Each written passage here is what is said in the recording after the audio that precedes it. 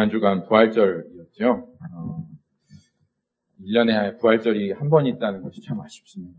왜냐하면 이 땅 가운데 가장 필요한 지금 믿음 중에 하나가 바로 부활에 관한 믿음이거든요.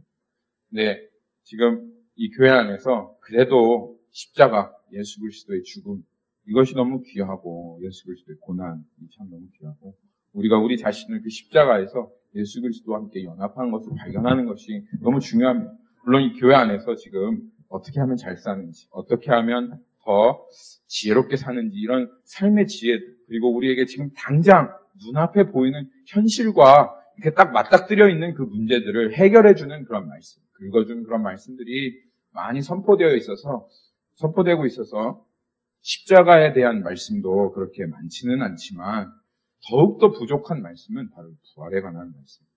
그런데 이 사도행전을 보면 사도들이 어딜 가나 예수님 부활하셨다 그렇게 전파했어요.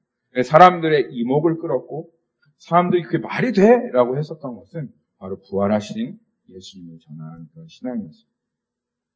우리 기독교 또 우리 안에, 이 내면 안에 이 부활에 대한 그 믿음이 굉장히 진지하지 않고 그것을 깊이 생각해보지 않았는데요. 이 부활이라는 것은 정말 예수님이 하나님이심을 증명하는 것입니다. 어떻게 누가 죽음을 이길 수 있겠어요? 제가 여러분들에게 부활했습니다 이렇게 얘기하면 믿으시겠어요? 안 믿죠? 네. 믿으시면 안 됩니다. 누가 와가지고 여기에서 저는 부활했습니다 이렇게 얘기하면 뭐 그랬을 수도 있겠죠. 그렇지만 예수님의 부활은 다른 부활이시죠. 예수님의 부활은 영원한 부활. 나사로도 죽었지만 나사로도 죽었고 부활했지만 그렇지만 또다시 죽었어요. 그렇지만 예수님은 부활하셨고 그리고 우리의 마지막 우리의 이 최후의 적인 사망의 권세를 깨어뜨리셨다라고 하는 것을 주님께서 몸소 그 사망의 뱃속에 들어갔다가 요나처럼 3일 만에 살아나오시면서 예수님이 왕이시다라고 하는 것을 드러낸 것이 이 부활 사건입니다. 그래서 우리 안에 회복돼야 할 그 신앙은 부활 신앙. 어떤 목사님께서 저한테 이 부활에 대한 얘기를 하시면서 저한테 이렇게 물어보시죠. 목사님, 부활하신 예수님을 만나셨습니까? 이렇게 물어보더라고요. 여러분, 부활하신 예수님 만나셨습니까? 지금도 살아계신 예수. 많은 사람들이 죽은 예수는 알고 있습니다. 죽은 예수는 인정합니다. 그렇지만 정말 믿음은 죽으신 예수님, 부활하신 예수님, 사망 권세 뺏기신 예수님, 그 예수님 주인으로 믿고 그 예수님 따라 사는 것이 우리 기독교에 있어서 참된 이 부활절은 수없이 많은 것들을 얘기할 수 있지만 부활절의 핵심은 예수님 부활하셨다는 거예요. 그 무덤 비어 있었다는 거예요. 누구도 이길 수 없었던 사망 권세를 이겼다는 거예요. 그 예수님 지금 살아계시다는 거예요. 그리고 하늘에서 지금 이 자리에서 성령으로 우리와 함께 하시며 지금 우리의 예배를 받고 계시다는 거예요. 이것이 부활의 핵심입니다. 여러분 꼭 이 그리스도의 고난과 동시에 함께 부활하신 예수님 꼭 바라보시는 성도님들 되시기를 예수님 이름으로 축원합니다. 예수님 부활하셨습니다. 아멘. 아멘. 우리가 지난주가 아니라 지난주죠. 지난주에 로마서 8장 28절 말씀 살펴보았습니다. 이 8장 28절 말씀이 주님께서 믿는 자에게 주시는 황홀한 말씀이다. 여러분 기억해야 합니다. 이 말씀은 누구에게 주신 말씀이다?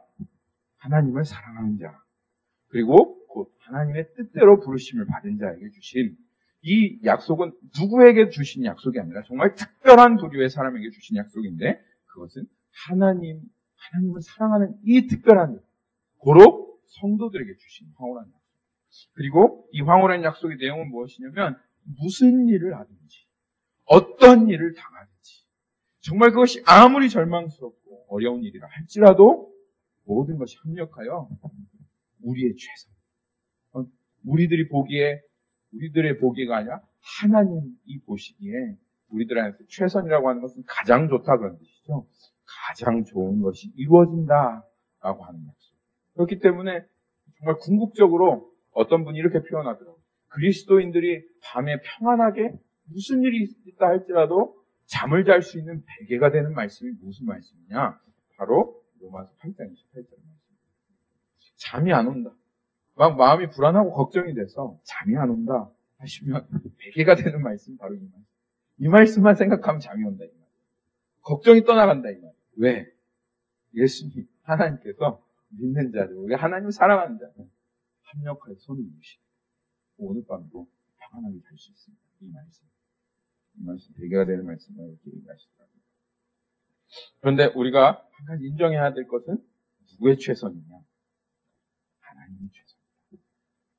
내가 우리 얘기했던 거 기억나시죠? 다시 한번 얘기해 볼까요? 내가 좋은 것이 좋은 게 아니에요. 당신이 좋은 것이 좋은 게 아니에요. 누가 좋아야지 좋은 거예요? 하나님이 좋아야지 좋은 거예요. 비록 하나님께서 우리의 기도에 응답하실 때, 우리가 기도할 때, 우리의 응답하실 때 내가 가장 좋아 보이는 것을 응답해 주시지 않을지라도 하나님을 사랑하는 그 자들에게 하나님이 협력하여 모든 것을 정말 하나님이 보시기에 가장 좋았더라 라고 말씀하시는 그 선을 이루시는 거예요. 그러니까 이것이 우리들에게 있어서 가장 황홀한 약속을 여러분 나중에 뒤를 돌아보시면 이렇게 하나님 앞에 고백할 수밖에 없어요. 정말 하나님을 사랑한 그 순간부터 하나님이 나를 부르신 그 순간, 그 전에는 완전히 그냥 없죠. 근데 하나님 그 사랑하신 그 순간부터 내가 어떻게 절망 가운데, 고통 가운데, 아픔 가운데, 상처 가운데 있다 할지라도 요셉과 같이 모든 것들을 다 변화시켜서 정말 내 인생을 하나님께서 너무너무 아름답게 인도해 오셨다. 사람을 통해서, 환경을 통해서, 교회를 통해서, 모든 것을 통해서 하나님께서 내 인생을 가장 아름답게 인도해 오셨다라고 하는 고백이 크리스천 가운데 반드시 폴리갑이라고 하는 사람이죠. 폴리갑이라고 하는 사람은 사도 요한의 직계 제자였습니다. 그래서 마지막까지 사도 요한을 받고 그 사도 요한 사도들의 직계 제자들이 불렸던 게 교부라고 불렸어요. 교부 중 한 사람. 교회 아버지다 해서 교부. 교회 아버지는 하나님이신데 교회 아버지다 해서 교부라고 불렸던 게 폴리갑인데 그때 아주 이 기독교의 핍박이 가장 심하게 이루어지고 있는 시대였는데 이 폴리갑을 수소문하다가 결국 로마가 폴리갑을 탁 어딘지 알게 됩니다. 폴리갑을 잡으려고 로마 정도로 보냈어요. 이제 폴리갑이 부자로 살았겠어요. 허름한 집에 살았죠. 허름한 집에 이렇게 앉아있는데 이제 나이가 아주 지긋하니까 아주 나이가 많이 먹었어요. 몇 살인지 잡으러 왔는데 이제 나이가 많으니까 로마 병정들도 아무리 잔혹하고 네 가지가 없는 그런 사람들이 할지라도 그냥 잡아갈 수 없잖아요. 탁탁탁 폴리갑 나오십시오 이렇게 그랬는데 폴리갑이 도망갈 생각도 않고 그 자리에 그냥 너무 미동도 하지 않고 고요하게 앉아서 들어오십시오. 나에게 좀 시간을 줄 수 있겠습니까? 당신들에게 차 한 잔 대접합니다. 그래서 자기를 잡으러 병정들한테 차 한 잔 대접해 주니까 이 로마 병정들이 보기에 아무래도 이 사람은 잡혀갈 사람이 아니에요. 그러니까는 이 로마 병정들이 폴리갑에게 그냥 예수님 안 믿는다고 하세요. 부인만 하시면 당장이라도 풀려날 수 있습니다. 로마의 황제가 하나님이라고 그렇게 고백하면 당장이라도 풀려나실 수 있는데 왜 이렇게 마지막까지 고집을 쓰냐? 죽을 길을 가십니까? 그랬더니 폴리갑이 한 말이에요. 내 수십 년의 인생 동안 예수님께서 나에게 어떻게 대해주셨는지 내가 어떻게 그 예수님을 배반할 수 있겠습니까? 내가 죽으면 죽었지. 내 인생 가운데 이렇게 아름답게 내 인생을 이끌어오신 예수님을, 나를 한 번도 배반하신 예수님을 나는 배반할 수 없습니다. 나를 끌고 가십시오. 이게 크리스천의 고백입니다. 주님을 사랑하는 그 순간부터, 주님을 사랑했다는 그것을 아는 그 순간부터 우리의 인생이 얼마나 주님이 선하게 되어주셨고 나를 사랑하셨고 또 나의 인생을 아름답게 해주셨어요. 주님은 나의 인생을 그렇게 아름답게 해주셨어요. 여러분 한번 돌아보십시오.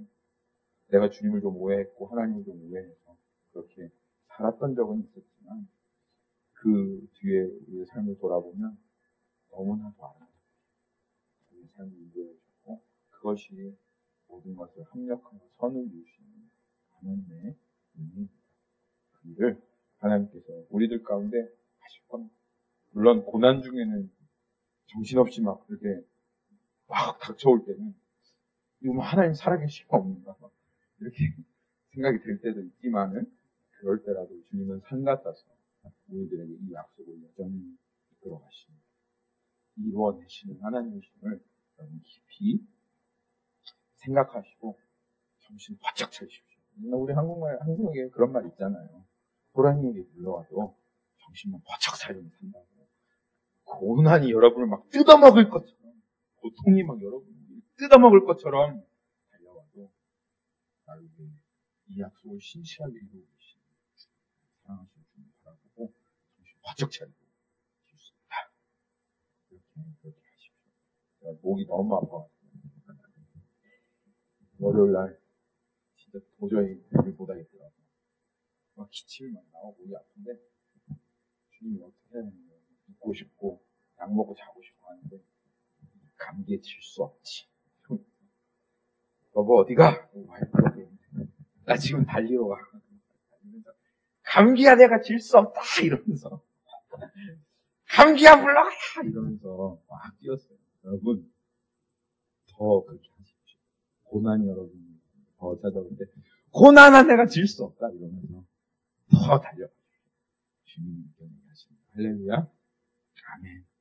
어떻게 주님 이겨내게 하시면 하나님께서 여러분을 향하여 우리들 향하여 오늘 이 말씀을 보면 아름다운 계획을 가지고 계시다.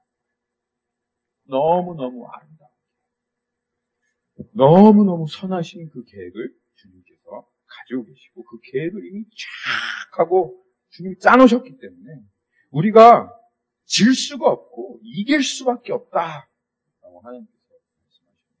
여러분 계획 세우시는 거 좋아하세요?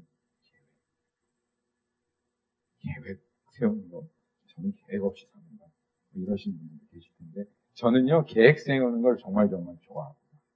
제가 예전에 결혼하기 전에는 거의 뭐 분 단위로 계획을 세워서 5분 단위로 딱 해가지고 계획을 세워가지고 5분 단위로 그것들이 이루어지는 것에 아주 희열을 느끼고 기쁨을 느끼면서 그렇게 살았어요. 지금도 사실은 계획을 탁 세우고 그것대로 척척척척 되어지는 거를 너무너무 좋아해요, 사실은.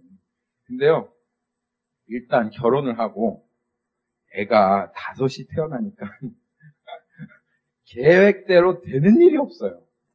돌발 상황들이 그냥 너무 많고 그래서 내가 계획을 세워봤자 이거는 계획을 세우는 게 무의미해. 전부 다.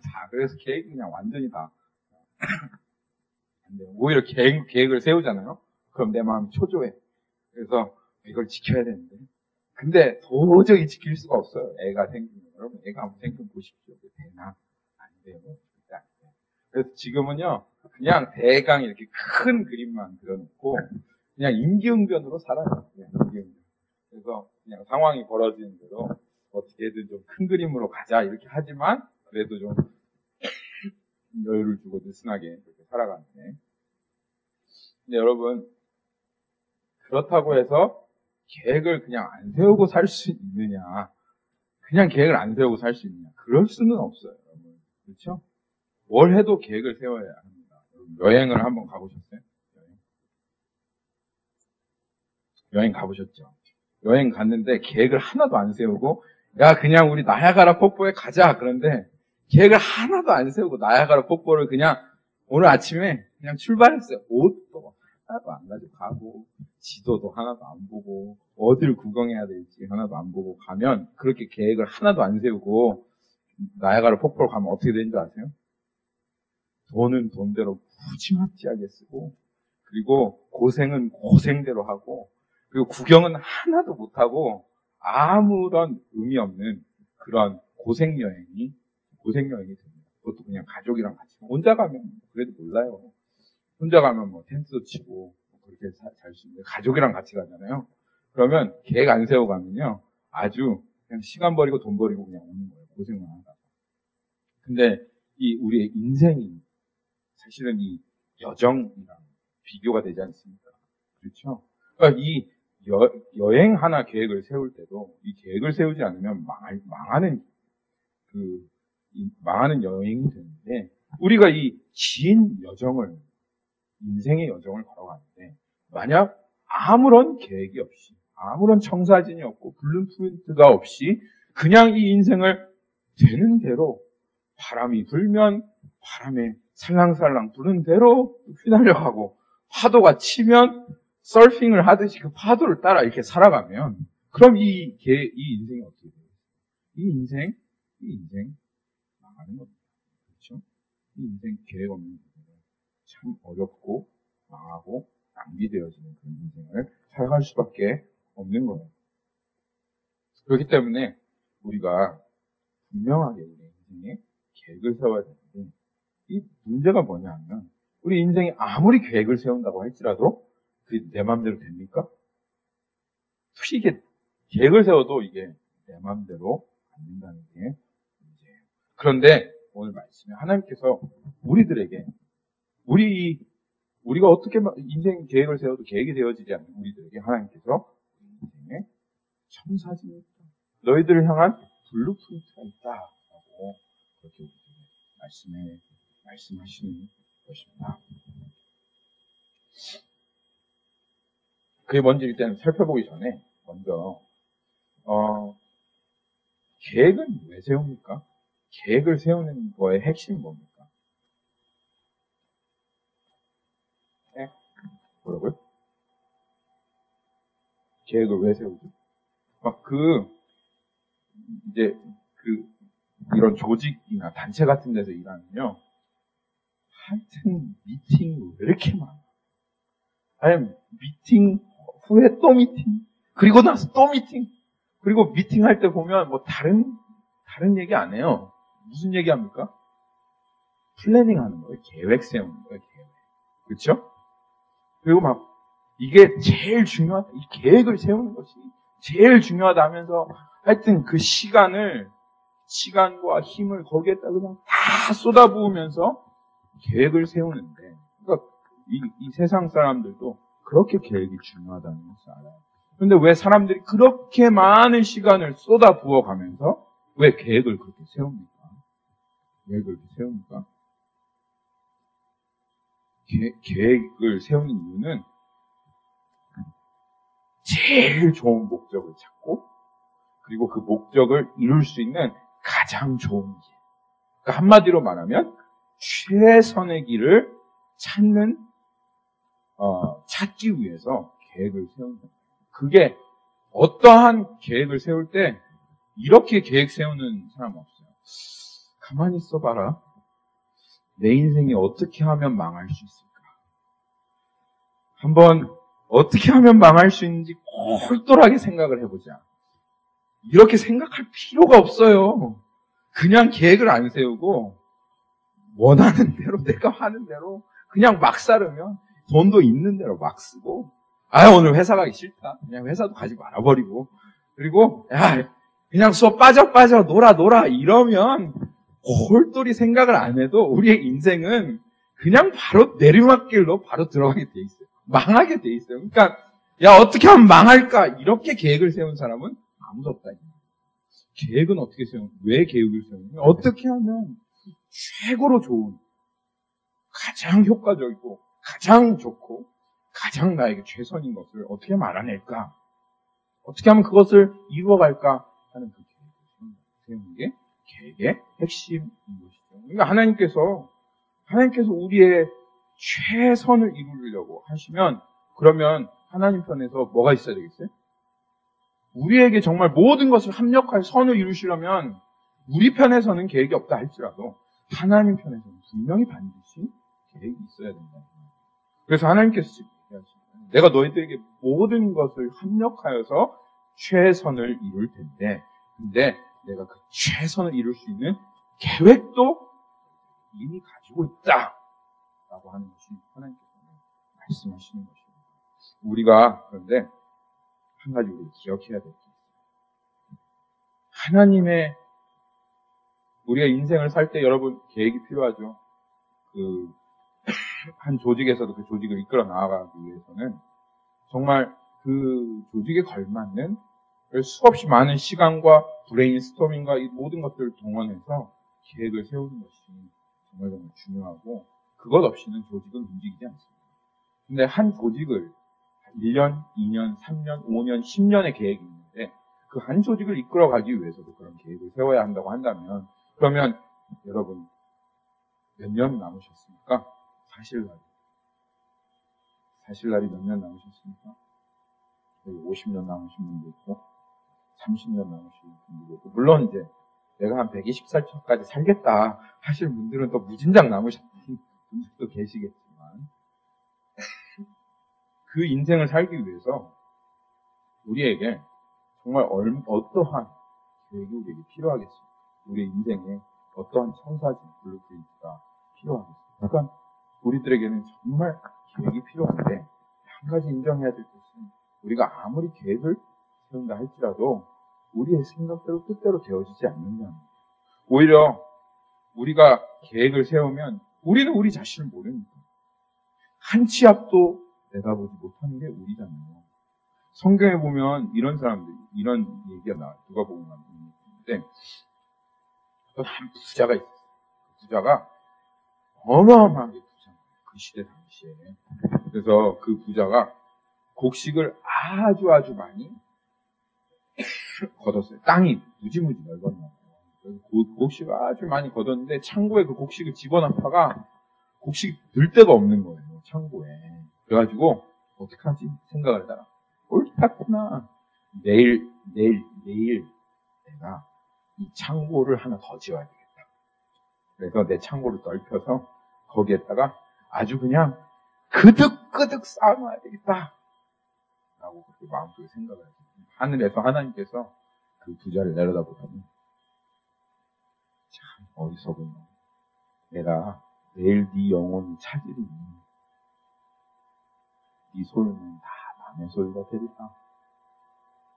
그러면 만약에 그게 진짜 부자의 인생에 흘러갈 방향이었다고 한다면 오늘 정말 이 창고에 그득그득 쌓아놨던 이 곡식 그리고 이제는 더 이상 넣을 수가 없었던 이 곡식을 어떻게 하는 게 가장 좋았을까? 어차피 내일이면 죽어요. 그러면 오늘 이빠이 밥을 먹어도 그거 다 못 먹는단 말이에요. 그거를. 이거 나 내일 죽으니까 이거 내가 아까우니까 다 먹고 죽어야지. 이렇게 해봤자 뭐 요만큼도 못 먹고 죽을 게 우리들 아니에요. 그러면 나도 좋고 하나님도 좋게 다 나눠줬으면 또 뭐 하다 왔냐. 하나님 맨 마지막에 다 나눠주고 왔습니다. 잘했죠? 아이고 잘했다. 이렇게 했을 텐데 그 생각하다 죽었대요. 좀 불쌍하죠. 그렇죠? 근데 우리는 이래요. 우리는 우리의 최선을 알지 못해요. 우리 안에 이 겸손함이 있어요. 이 겸손함, 어떠한 겸손함? 나는 내 최선을 모른다. 내가 좋은 거 아니고 당신이 좋다고 말하는 게 좋은 거 아니고 정말 하나님이 좋은 거지. 그래서 우리 계획은 세우면 방해돼. 왜냐면 내가 앞으로 일어날 일을 털 한 올도 모르니까. 그리고 오히려 내가 세운 계획은 나를 엉뚱한 곳으로 그래서 우리 인생을 생각하면서 아무리 머리를 굴리고 써보고 해봐도요. 여러분 안 돼요. 아직도 모르십니까? 안 돼요. 안 돼요. 우리 계획은 무너져야 됩니다. 그러면 어떻게 해야 됩니까? 나는 무계획으로 살아요 이러면서 꼭꼭꼭 랄랄랄라 이러면서 그냥 되는 대로 살아야 됩니까? 아니요. 그래서 하나님의 계획을 찾아야 합니다. 나를 향하시, 우리를 향하시. 이 하나님의 계획을 우리가 하나님께 구하고 보여달라고 그러고, 그리고 하나님이 보여주신 만큼 한 걸음 순종하며 나아가고, 그리고 그 자리에서 또 안 보이면 또 한 걸음 순종하며 하나님께 또 구하고, 또 하나님이 보여주시면 또 한 걸음 순종하며 나아가는 이 삶이 정말 하나님께서 이끌어가시는, 하나님 인도하시는 삶이요, 하나님의 계획대로 살아가는 삶입니다. 근데 좋은 소식은 무엇이냐면, 이 너무너무 좋은 소식은 오늘 말씀이 이야기하고 있는 것처럼 하나님께서 우리를 향하시는 계획을 가지고 계시다. 그냥 하나님, 우리를 향하신 계획이 뭐예요? 저에게 좀 알려주세요. 그럼 하나님이, 야, 나도 몰라, 임마. 대충 살아. 이렇게 말씀하시는 하나님이 아니라, 하나님께서 우리들에게 정말 가장 좋은 계획을 가지고 계시다는 것이 하나님께서 오늘 우리에게 선포하시는 하나님의 말씀입니다. 그러면 로마서 8장 29절 말씀을 한번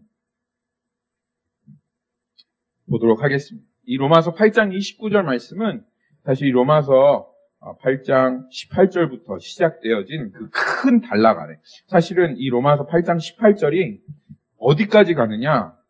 39절까지 갑니다. 로마서 8장 18절부터 시작해서 로마서 3장 39절까지 가는데 그 한 전체 안에 있는 한 내용입니다. 로마서 8장 18절이 무엇을 얘기하려고 하고 있습니다. 사실 이 전체의 구절이 하나님께서 우리에게 무엇을 얘기하려고 하시냐면, 생각하건대 현재의 고난은 장차 우리에게 나타날 영광과 비교할 수 없다라고 하시는 그 한 말씀이 어떻게 우리들에게 이루어질 수 있는가를 지금 하나님께서 계속 이야기하고 있어요. 어떻게? 첫째로는 이 너희들에게 고난이 찾아올 때 왜 이래? 하나님께서 날 사랑하신다고 하시고 하나님께서 나에게 계획을 가지고 계신다고 하시는데 왜 이렇게 내 인생은 무너지고 넘어지고 좌절하고 고난하고 고통하고 아파하는 이런 일들이 많아? 왜 이렇게 힘들고 하나님의 전능하신 역사가 왜 내 인생 가운데 나타나지 않는 거야? 하고 우리의 마음 가운데 낙담이 찾아오고 절망이 찾아오고 에이씨 나 포기하고 싶어 라고 하는 그런 생각이 찾아올 때 하나님께서 첫째로는 봐라, 고난당하는 게 너뿐만 아니야. 고난은 피할 수가 없어. 왜냐하면 이 세상이 천국이 아니라 이 세상이 이미 무너진 세상이고 죄악된 세상이고 죄악된 세상 가운데 너희가 살고 있고, 그리고 너희가 그 죄악된 세상에서 부르심을 받았기 때문에 고난을 피해갈 수가 없어. 피조물을 한번 봐라. 이 피조물 또한 고난을 당하고 있고 그 피조물이 장차 올 영광, 그래서 그 영광의 자유에 이르는 것을 바라보면서 이 피조물도 그 고난 가운데 참고 인내하고 있다. 성령의 처음 익은 열매를 받은 그 성도들조차도 이 땅 가운데 그 몸에 거하는 이것을 탄식하면서 그 고난 가운데 인내했다. 그러니까 너희들도 이 고난 가운데 참고 인내해. 그리고 반드시 하나님께서 주어질 그 영광을 기대해 라고 하나님 말씀하시고, 근데 우리들이 너무너무 연약할 때, 연약해서 분명히 인내해야 된다는 걸 알고 이때 하나님을 더욱 의지하며 하나님께 기도해야 된다는 것을 알면서도 불구하고 무엇을 어떻게 기도할지 몰라서 그렇게 연약해 있을 때, 그러면 우리는 어떻게 합니까? 우리는 망한 겁니까? 그런데 걱정하지 마라. 내가 그럴 때를 위해서 너희 안에 이미 모든 준비를 다 해왔는데 그 준비가 바로 우리 안에 거하시는 성령 하나님이시다. 그래서 우리가 연약하여 무엇을 기도할 바를 알지 못하고 기도하지 못한다 할지라도 성령 하나님께서 너희가 고난 가운데 있을 때 탄식하지도 못할 때 성령 하나님께서 너희를 위하여 하나님의 마음 그 뜻대로 너희를 위하여 탄식하시며 간구하시는 그 기도가 있기 때문에 너희들은 망할 수 없어. 그래서 너희들이 연약할 때 너희 안에 탄식하신 성령님을 바라보고 그 성령님의 탄식과 함께 같이 기도해라. 그렇게 말씀하시면서 그리고 하나님을 기대해라. 왜냐하면 너희가 하나님을 사랑하잖아. 너희가 하나님의 뜻대로 부르심을 입었잖아. 그리고 이 성경, 구약 성경을 봐. 요셉, 아브라함, 모든 사람들이 비록 그들이 연약했고 실수했고 그리고 그 상황이 너무너무 절망적인 그 상황이었음에도 불구하고 하나님께서 그들의 삶을 가장 아름다운 길로 모든 것을 협력하여 선을 이루시는 그 하나님을 바라봐라. 너희들이 하나님을 사랑하니 요셉에게 이뤘던 그 일을 너희들에게도 반드시 하나님께서 이루실 거야. 내가 이룰 거다. 지금 너가 아무리 이런 생각이 난다 할지라도 어떻게 이러한 고난이, 어떻게 이러한 절망이, 어떻게 이렇게 악독한 내가 정말 하나님의 선하심을 바라보고 어떻게 이것이 정말 이건 불가능하다. 이건 완전히 망한 거야. 라고 하는 그 자리에서도 꽃을 피워낼 수 있는 하나님이신 것을 바라보고 있고 이 고난 가운데 주님을 기억하라. 주님 반드시 합력한 선을 이루시고 이게 지금 그 말씀이에요. 그 말씀. 그리고 오늘 이 말씀은 하나님 이렇게 계획했기 때문에 우리에게 더 확증 주시는 반드시 하나님께서 선을 이루실 수밖에 없다는 것을 얘기해 주시는 겁니다. 지금 계속 이런 흐름으로 하나님께서 우리들에게 말씀하고 계신 겁니다. 그러면 이 말씀 전하기 전에 신앙생활은 복잡한 것 같고 어려운 것 같아서요. 정말 단순해요. 그냥 하나님 사랑하고 순종하는 것. 그러면 주님 말씀하시는 다른 건 모두 다 걱정할 것 없다. 내가 이룬다. 내가 한다. 그럼 신앙생활은 정말 내 마음을 다해서 주님 뜻을 다해서 내 생명을 다해서 주님 사랑하고 그리고 다른 목적 내가 큰 뭔가를 이루겠다 하는 이런 것 아니라 내 인생의 궁극적인 목적은 순종입니다. 순종만 하면 됐어. 라고 믿고 그렇게 순종한다. 이게 정말 신앙 생활의 핵심. 그냥 하나님이 계속 얘기하시는 거예요. 사랑하는 자, 그대로 부르시면 이렇게 얘기하시는 거예요. 오늘 말씀을 보면 한 부류의 사람이 나와요. 한 부류의 사람이 더 나와요. 사랑하는 자하고 그 뜻대로 부르심 입은 자는 어떤 둘이 틀린 사람이 똑같은 사람이에요. 둘이 똑같은 사람이에요. 그런데 이 사람이 또 어떤 사람인지가 한 부류의 사람이 더 나오는데 어떤 사람이냐 하면 여기에 보면 28장 29절에 보면 미리 하신 자라고 그렇게 나와 있어요. 성경 한번 볼까요? 성경은 여기 보면 하나님이 미리 아신 자들 또한 그 아들의 형상을 본받게 하기 위하여 미리 정하셨으니 이는 그로 말미암아 형제 중에 맏아들이 되게 하려 하십니다. 그렇게 지금 하나님 말씀하고 계신데 여기 영어로 보면 For those whom he foreknew 이렇게 얘기하고 있죠. 그렇죠? 이 미리 아신 자들은 어떤 사람이냐? 이 사람은 새로운 사람이 아니라 하나님께서 하나님을 사랑하시는 자, 하나님을 사랑하는 자, 그 뜻대로 부르심을 입은 자, 이 사람이 하나님이 미리 아신 자예요. 그렇죠? 이제까지 하나님께서 사랑하는 자 이렇게 얘기했다가 갑자기 또 다른 어떤 누군가를 말하실 이유가 없잖아요. 그렇죠? 그러니까 지금 이 부류의 사람들은 전부 다 똑같은 사람들인 거예요. 근데 미리 안다라고 했던 말이 어떤 뜻이냐? 거기 보면 영어로가 더 잘 나와 있는데 foreknow. 그러니까 전에부터 before 할 때 그 fore죠. 전에부터 하나님이 알았던 사람, 이 사람이 미리 알았던 자.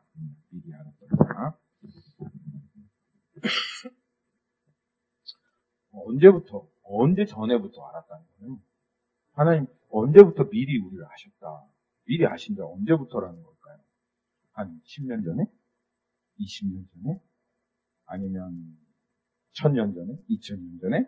하나님께서 언제부터 우리를 미리 아셨습니까? 하나님께서 우리를 예배소서 1장 4절 가면 하나님께서 창세 전에 우리를 택하시사 이렇게 말씀하거든요.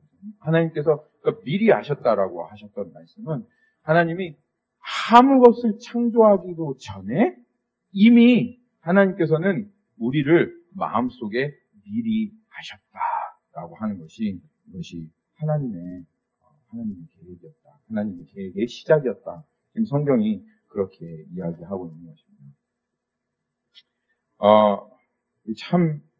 참 위로가 되고 참 귀한 말씀. 하나님이 우리가 무엇을 생각할 때 제일 먼저 생각하는 게 뭡니까, 여러분? 가장 목적이 되어지는 것을 제일 먼저 생각하죠. 그렇죠? 그러니까 이 세상이 이미 창조되기도 전에 우리를 미리 생각하셨다, 미리 아셨다라고 하는 말은 사실은 하나님께서 모든 것을 창조하실 때 다른 것이 목적이 아니라 우리를 창조하신 것이 그것이 목적이었다. 그렇게 이야기합니다. 그러니까 우리는 정말 수천 년 전, 수백 년, 수만 년, 얼마인지 모르겠어요. 과학자들이 이렇게 얘기하는, 과학자들이 얘기하는 거 우리가 믿을 수가 없잖아요. 그렇죠?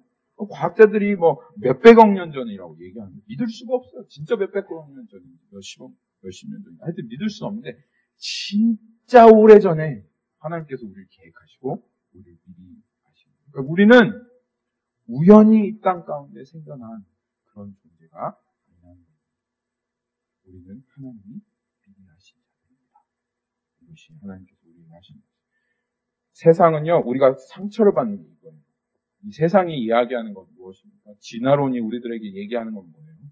너는 계획 없이 태어났다는 말이에요.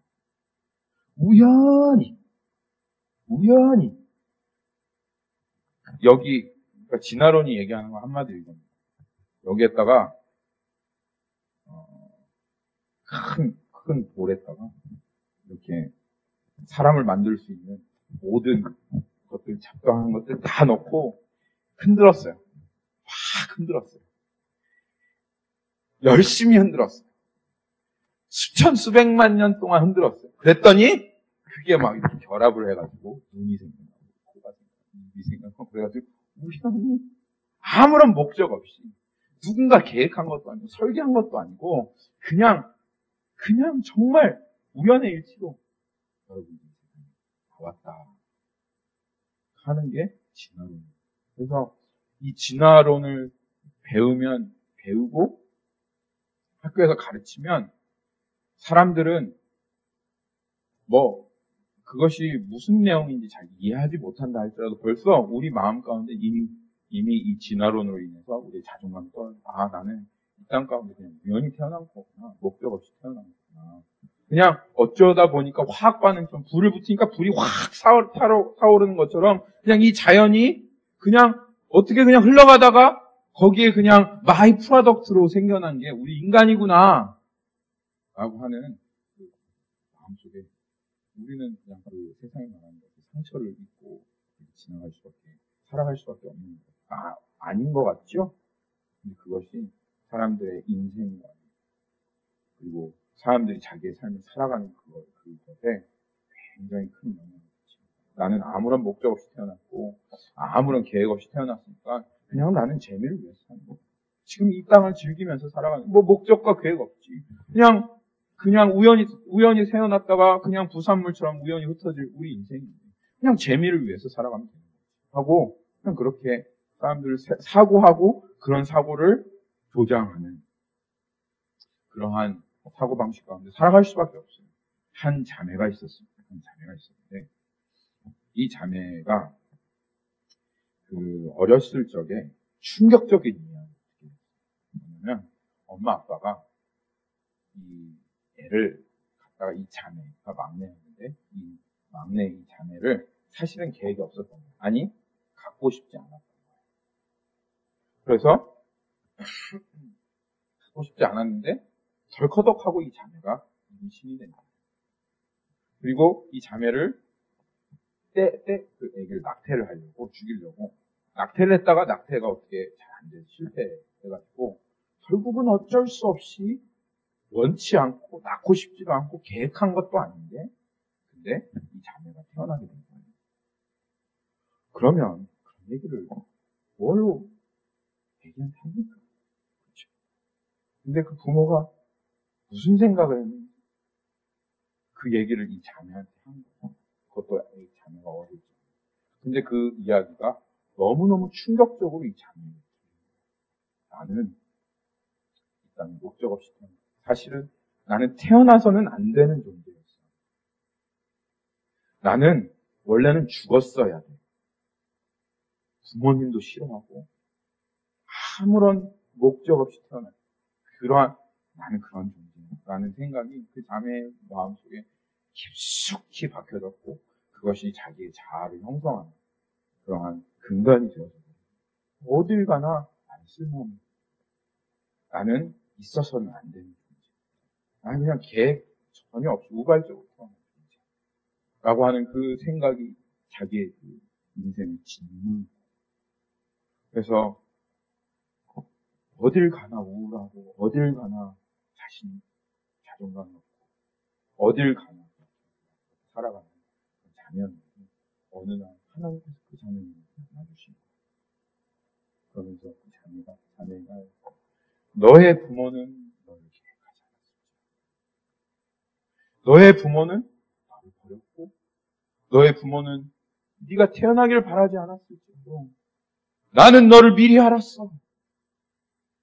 태어나기 전부터 창세 전부터 나는 너를 알았고 가장 아름다운 라는 말씀을 자매에 시편에 가면 이런 말씀이 있습니다.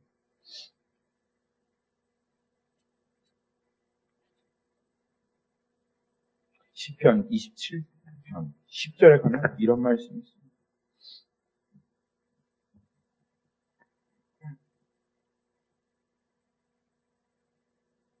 내 부모는 나를 버렸으나 나를 가장 사랑해야 하는 그 부모마저도 나를 버렸으나 여호와는 나를 영접하시리다. 할렐루야. 여호와는 우리를 영접하시리다. 우리의 부모는 이 말씀을 듣고 그 자매는 정말 그 평생 그 마음 가운데 응어리졌다. 이 모든 것들이 그냥 다 무너지고 하나님의 사랑으로 회복되었다. 하나님께서 우리를 향해서 정말 이러한 아름다운 계획을 가지시고 그리고 이것을 이해하신다 하는 것은 너무너무 감사한 우리 옆 사람에게 이렇게 고백합시다. 하나님이 당신을 미리 아셨습니다. 하나님께서 당신을 미리 아셨습니다. 근데 이 하나님께서 우리를 미리 아셨다고 하는 이 말씀이 또 이렇게 생각을 해보면 마냥 좋지만은 않아요. 왜냐? 하나님께서 우리를 만드시기도 전에 우리를 미리 아셨다고 하는 것은 그냥 이렇게 우리 드림자매가 그래 이름이 드림이가 되겠구나. 그냥 엄마 아빠가 드림이라고 이름을 지어주겠구나. 뭐 그런 걸 아셨다는 게 아니라 드림자매 인생을 하나님께서 그냥 머릿속에 어떠한 인생을 살아갈지를 쫙 아셨다는 거예요. 그렇죠? 우리 고영재님을 하나님께서 딱 미리 보시면서요. 고영재님은 어떻게 생각을 하시는지 모르겠는데 고영재님을 마음속에 딱 품으시고 그리고 1900 몇 년도에 태어나셨죠? 그렇죠? 1900 몇 년도 한국에서 태어날 것까지 다 아시고 그리고 고영재님 어렸을 적에 어디에서 태어나시고 어디에서 뭘 할까 이걸 다 하나님께서 아시고 하나님의 표정이 어떠셨을 것 같아요? 하나님의 표정이 그러니까 이게 미리 안다는 게 위로가 되고 하나님 미리 아셨구나 너무 좋긴 한데 하나님 미리 아셨으면 내가 엊그저께 밤에 무슨 짓을 했는지도 하나님 다 미리 아셨다는 거예요.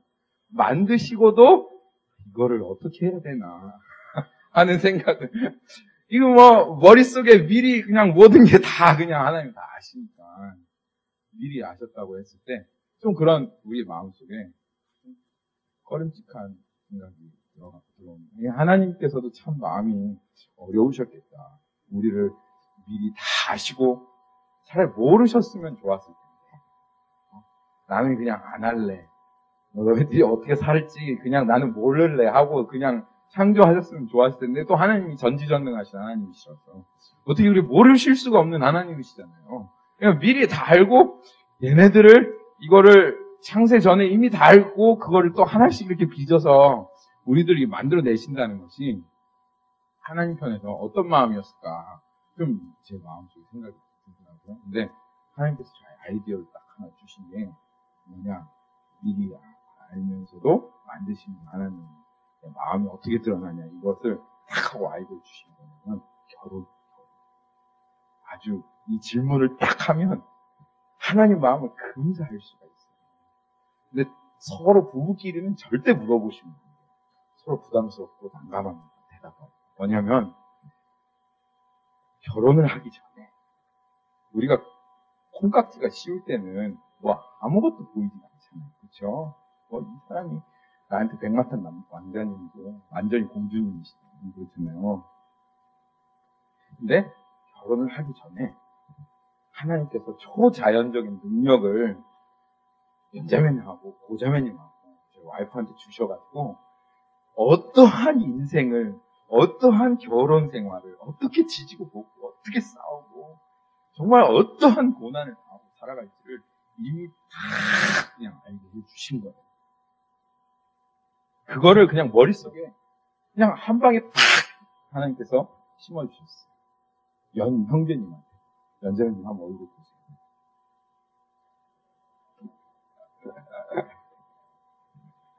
팍 하고 심어주신 거예요. 다 알아. 미리 그냥 다, 이 여자가 어떤 여자, 이 남자가 어떤 남자인지. 아니, 솔직히 말해서 우리가 모르고 결혼했을까, 결혼했죠. 그렇죠? 다 안단 말이에요. 그런데, 거기에 질문이, 그래도 결혼하시겠어요? 한마디 이런 질문. 이 여자를 다 알고 이 남자가 다 알고 하나도 변하지 않는데, 근데, 죽었다가 다시 태어나서 이 여자랑 결혼하라고 하면, 결혼할 거예요? 이 남자랑 결혼하라고 하면 할 거예요. 심각하게 고민하십시오. 하나님 물어보십시오. 하실 겁니까? 대답하시면 큰일이 일어날 수 있어요. 청년들은요, 이렇게 대답할 거예요. 아이고, 그럼요. 저는 장담합니다. 10번을 그 여자랑 결혼하라고 해도, 10번을 그 남자랑 결혼하라고 해도, 저는 항상 그 대답은 예스예요. 조언을 해주세요. 조언을. 결혼을 해보고 대답을 하셔야 돼요. 결혼을 해보고. 남자들은, 우리 청년들은 아주 로맨틱하게 그렇게 대답할 수 있지만, 장년분들은 아니라고 말은 못하겠지만, 그래도 심각하게 고민은 한번 해보셔야 되겠죠? 그쵸? 심각하게 한번 해보셔야 돼요. 저랑 저희 와이프는 결혼하자마자 3개월 만에 이 대답을 알았어요. 3개월 만에. 저랑 저희 와이프 결혼하는 과정이 진짜 쉽지 않았거든요. 정말 산과 바다를 건너서 정말 결혼하고 반대를 무릅쓰고 이 여자 없이는 못 살고 이 남자 없이는 못 산다고 하면서 사실 저희 와이프랑 저랑 진짜 고생을 많이 하고 결혼했어요. 근데 결혼하고 딱 3개월 만에 아주 3개월 동안 지지볶고 싸우다가 딱 3개월 만에 저희 와이프가 딱 대답을 내더라고요. 나 속았어. 딱 한마디. 나 속았다. 딱 한마디 하더라고요. 근데 저는 그 대답을 들으면서 깜짝 놀랐어요. 우리가 부부는 부부인가 보구나. 어떻게 부부는 이심전심이라더니 저 사람 마음이 딱 내 마음이냐. 이러면서 아주 그냥, 결혼 3개월 했는데 그 마음은 이심전심이다. 하고 그렇게 하고 또 치즈 먹고 싸웠죠. 하여튼, 정말, 지금 제가 좀 농담으로 이렇게 이야기했지만, 진짜 다시 결혼해야 된다 하면, 좀 심각한 문제예요. 그렇죠? 근데,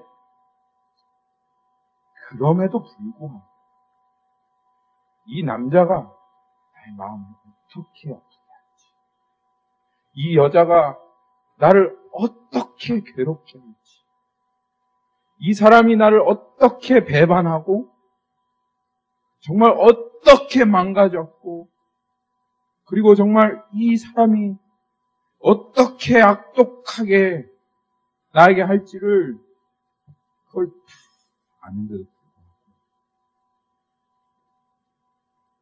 그걸 다 아는데도 불구하고 이 남자랑 결혼할 거라고 다 아시는데 이 남자랑 다시 결혼하시려고 하면 하시겠습니까? 그럼요. 내가 그 일을 다시 겪는다 할지라도, 내가 똑같은 삶을 수백 번 반복해야 한다 할지라도, 저는 이 남자랑 다시 같이 살 거예요. 저는 이 여자랑 다시 같이 살 거예요. 치매에 걸려서 똥을 받아 아무것도 하지 못하고 알아보지도 못하고 벽에 똥칠을 하고 나에게 저주의 말 쏟아붓는 그 치매에 걸린 그 아내를 바라보면서 내가 다시 태어난다 해도, 그리고 이 모든 일이 다시 일어날 것이 아니라 할지라도 나는 당신과 결혼할 겁니다 라고 말한다면 그 진짜 사랑한 거죠. 그렇죠? 그 진짜 사랑한 거죠. 근데 여기 이 로마서에 하나님께서 말씀하시는 게 그런 거예요. 미리 하셨다고 하는 말이, 어떠한 목사님이 이 미리 하셨다는 말을 그냥 네가 어떻게 살지, 어디에 살지, 무엇을 하고 살지 하나님이 미리 하셨다, 그런 의미로 하나님께서 미리 하셨다고 얘기합니다. 존 파이프 목사님, 존 머레이 목사님, 어떠한 목사님, 팀 켈러 목사님, 어떠한 목사님들도 이 미리 하셨다라고 하는 이 말씀은 단지 우리가 미리 어떻게 될지를 하나님께서 예측하셨다 이 말이 아니라, 히브리서 원어에 나와 있는 것처럼 알다라고 하는 말이 야다라고 하는 말. 그 말은 가장 친밀한, 그래서 포기할 수 없는, 죽도록 사랑하는 그 언약적 사랑의 관계를 나타내는 말이다. 그 말이에요.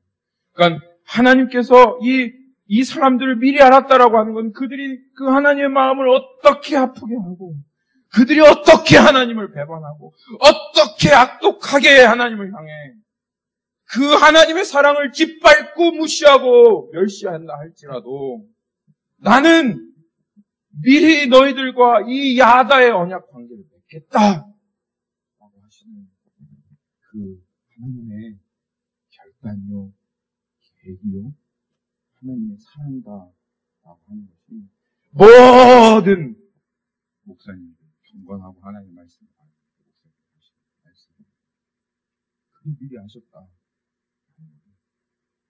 주님요, 그렇게 하시길 결정합니다. 미리 하신다는 그런 것.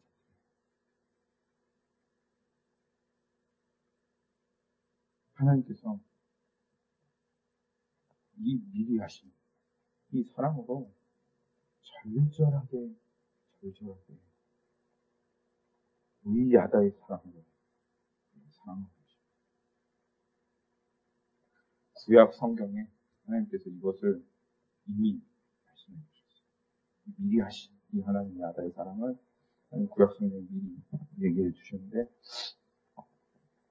신약 성경의 주인공 교회라고 한다면 하나님의 사랑의 대상, 아가서에 나와 있는 그 술람미 여인처럼 하나님이 그냥 자신의 생명을 다해서 사랑하는 그 사랑의 대상이 이 신약 시대에는 교회라고 한다면, 그 구약 시대는 누구였습니까? 그 대상이 이스라엘 백성이었죠. 그렇죠? 이스라엘 백성이었어요. 이스라엘 백성. 신약에는 교회라면 구약에는 이스라엘 백성. 근데 그 이스라엘 백성들이요, 하나님이 이스라엘 백성들을 언제 하셨습니까? 이스라엘 백성이 시내산 앞에 서서 이제 너희는 내 백성이다라고 할 때 하나님께서 이스라엘 백성들을 하셨습니까? 아니면 출애굽을 할 때 그때 하나님께서 이스라엘 백성을 아셨습니까? 아니요. 하나님께서 이스라엘 백성을 이미 이스라엘 백성이 나오지도 않았던 때, 이스라엘 백성이라고 하는 머리 털럭 하나도 보이지 않았을 때, 아직 아브라함이 사라랑 동침하지도 않았고 아브라함이 이삭을 낳지도 않았을 그때 하나님께서 아브라함 속에 있는 존재하지도 않는 이스라엘 백성을 하나님께서 하셨습니다.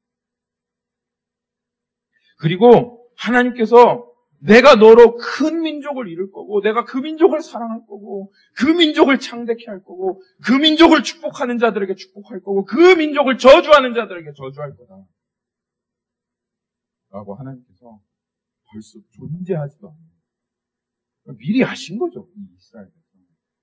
그리고 그 이스라엘 백성을 미리 하시고, 그리고 그 이스라엘 백성을 이 땅 가운데 창조하시고, 그리고 그 이스라엘 백성이 어떻게 하나님께서 그 미리 하신 이스라엘 백성을 사랑하셨는지를 이 구약, 하나님께서 얼마나 야다의 사랑으로 이스라엘 백성을 사랑하셨는지 구약을 통해서 하나님께서 선지자들을 통해서 역사를 통해서 하나님의 능력을 통해서 절절하게 드러내시며 우리들에게 말씀하시는 거예요.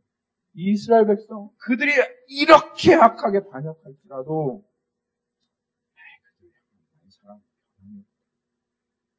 나는 그들을 절대 포기하지 않는다.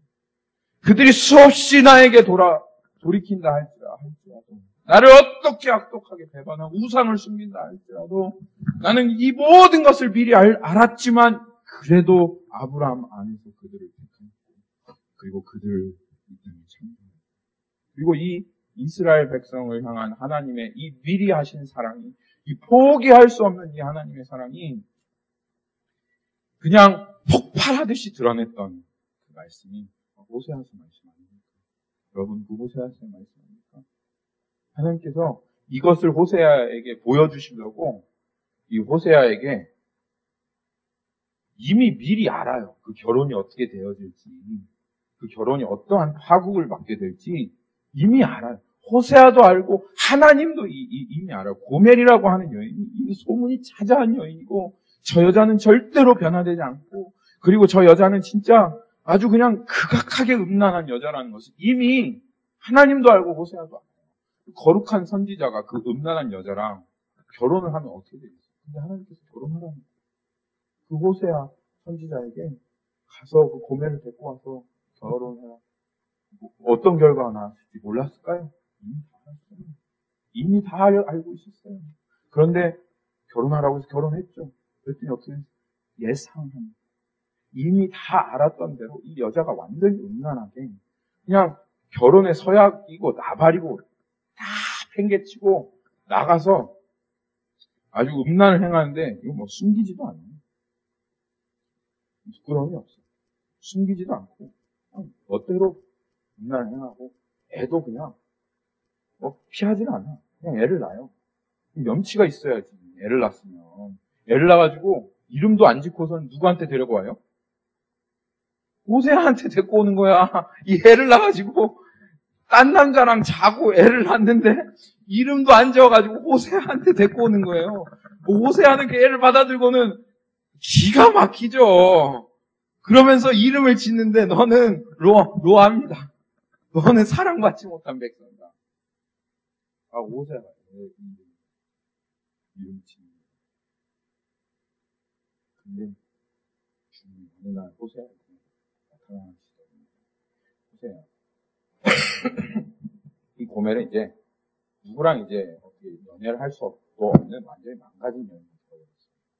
그래서 옛날에 성전 이방 신을 섬기는 그 성전에는 창녀들이 있었어요. 그 창녀 이제 이 여자가 굴러먹다 이제 제일 마지막으로 가는 데가 그 공식 창녀라고 하는 그 성전에서 그 일을 하는 게 그렇게 됩니다. 그러니까 고멜이 그렇게 된 거예요. 완전히 무너진 거죠. 완전히 망한 거죠. 그게 여러분이 물론 우리가 그냥 일 아니니까 남일이니까 그렇게 생각하고 있지만 여러분이 이게 진짜 내 남편이다, 내 아내다 라고 한번 생각을 한번 해요. 근데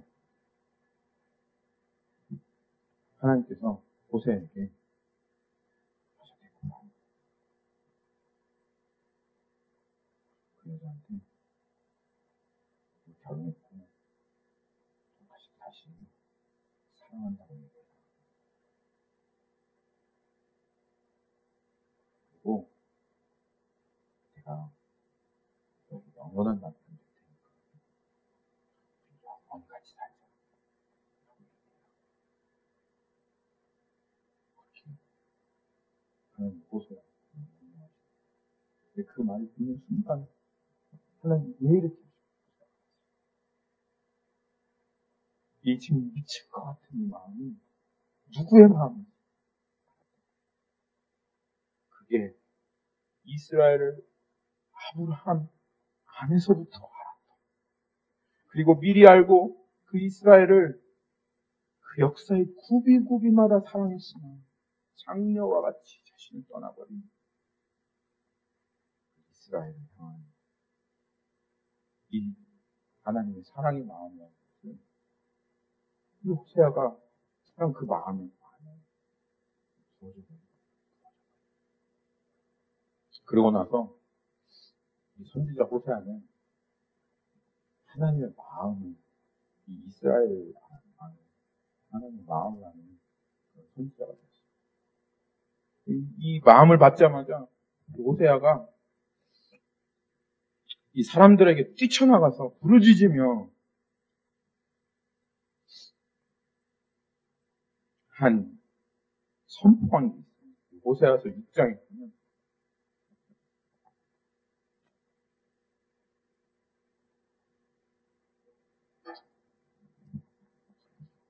이 고멜과 같이 떠나가 버린 이 이스라엘 백성을 향해서 이제 다 망했구나. 이런 망가진 우리들을 어떻게 하나님께로 우리가 돌아올 수 있을까? 어떻게 하나님 우리를 사랑할 수 있을까?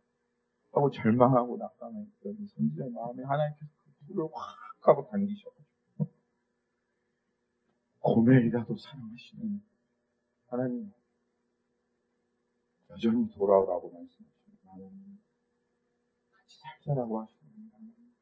그 미리 하신 이 야다의 이 언약을 홀로 지키시고 홀로 잊지 아니하시는 그 하나님의 마음을 받은 이 호세아 선지자가 오라!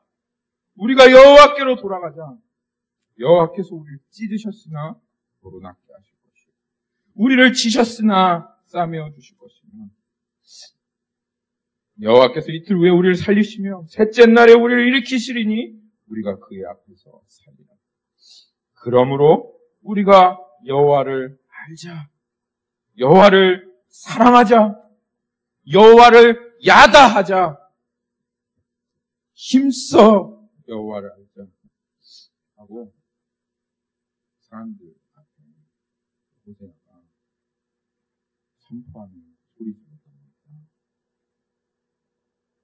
벌써 하나님께서 구약 이스라엘 통해서 미리 하셨다. 미리 하신 자. 그리고 그 미리 하신 자를 하나님께서 어떻게 사랑하셨는지 모형과 그림자처럼 구약에 나타내 놓으셨습니다. 그리고 이 미리 하신 자가 이스라엘이 정말 그저 모형과 그림자에 불과했다면 이 신약의 교회는 그것이 쉽지 않습니다. 우리들은 하나님의 구약의 모형과 그림자로 그렇게 우리들에게 나타내셨던 그것의 실제입니다. 여러분이 실제입니다. 우리가 실제입니다. 우리가 하나님 앞에 하나님이 미리 하신 여러분 우리가 미리 하신 자라고 하면 하나님 우리들을 향해서 이렇게 사랑하시는 우리를 향해서 그리고 하나님이 어떻게 우리를 사랑하실지를 보여주셨죠. 자기 아들을 예수 그리스도를 십자가에 못 박혀 죽으심으로 그 험난한 고난을 하나도 피하지 않고 다 감당하게 하시고 그리고 그 예수 그리스도를 우리 대신해서 화목제물로 드려서 우리의 죄를 사하시고 우리와 화목게 하시는 그 사랑을 우리가 이미 알지 않습니까? 우리에게 그것을 나타낼 수 있지 않습니까? 그렇게 우리를 하나님께서 미리 하셨고 사랑하셨으면 하나님께서 우리에게 무엇을 주지 않으시겠어요? 어떻게 선하게 우리를 인도해 주시지 않겠어요? 이것이 우리 그리스도인의 우리 안에 있는 확신이다 이 말이에요. 그래서 이 로마서 이후의 구절들은 이렇게 얘기합니다. 하나님께서 우리를 위하여 그 사랑하시는 독생자도 아끼지 않고 주셨는데 무엇을 아끼시겠느냐? 우리는 그런 자다. 하나님이 우리를 위하시는데 하나님이 우리를 태어나기 전부터 미리 하신 자로 우리를 위하시는데 그러면 하나님이 우리를 위하시면 누가 우리를 대적하리요? 어떠한 고난이 우리를 하나님의 사랑에서부터 끊으리요? 우리가 비록 도살할 양과 같이 매일 죽임을 당하고 있다 할지라도 그런 상황 가운데 있다 할지라도 어떻게 환난이나 공고나 기근이나 적신이나 칼이나 이 세상의 어떠한 권세라도 어떻게 이 미리 하신 하나님의 사랑에서 우리를 끊으리요? 그래서 하나님의 사랑으로 말미암아 우리가 모든 일에 넉넉히 이깁니다. 할렐루야.